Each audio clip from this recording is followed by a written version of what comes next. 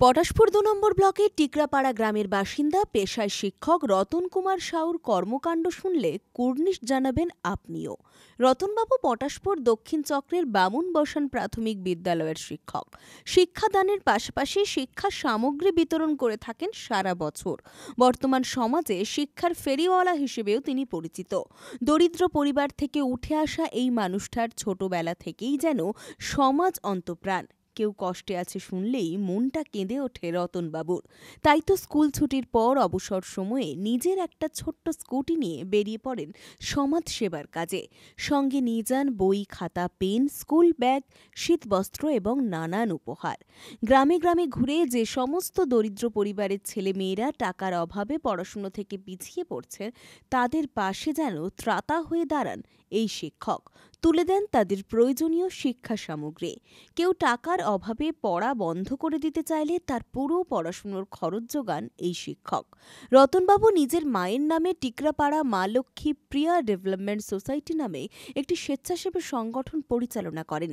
এই সংস্থার মাধ্যমেই সমাজসেবার কাজ করেন তিনি। রতনবাবু জানিয়েছেন, ২০২৪-২৫ শিক্ষাবর্ষে ১,০০০ ছাত্রছাত্রীর হাতে তিনি শিক্ষা সামগ্রী তুলে দেবেন।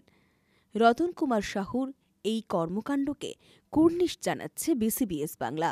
নতুন শিক্ষাবর্ষ ২০২৫-এর বহু পরিবার রয়েছে, পিছিয়ে পড়া পরিবার, যাদের ছেলেমেয়েরা কিন্তু শিক্ষা দীক্ষায় অনেকটা এগিয়ে ভালো রেজাল্ট করে, কিন্তু তাদের শিক্ষা সামগ্রী, বই এবং আনুষঙ্গিক অন্যান্য জিনিসগুলো প্রয়োজন হয়।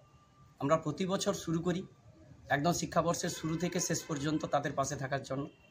আজকের দিনটি খুবই মহতী দিন, তাই মা লক্ষ্মী প্রিয়া ডেভেলপমেন্ট সোসাইটি আজকের এই পিছিয়ে পড়া দুস্থ মেধাবী ছাত্রছাত্রীদের হাতে স্কুল ব্যাগ এবং স্বামী বিবেকানন্দের বিভিন্ন বাণী সংকলিত একটি বই, পেন, খাতা সহ অন্যান্য সামগ্রী তাদের ভালোবাসার উপহার হিসাবে, আশীর্বাদ হিসাবে তুলে দিলাম।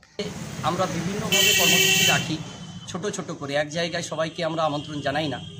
কিছু বাড়ি বাড়ি কর্মসূচি থাকে, কিছু জায়গাতে ছোট্ট করে একটা কোনো জায়গা খুঁজে নিই আমরা, সেখানে কিছু ছেলে মেয়েকে ডেকে নিই।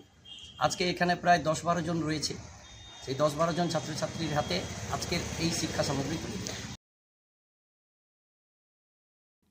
ব্যুরো রিপোর্ট, খবর বিসিবিএস।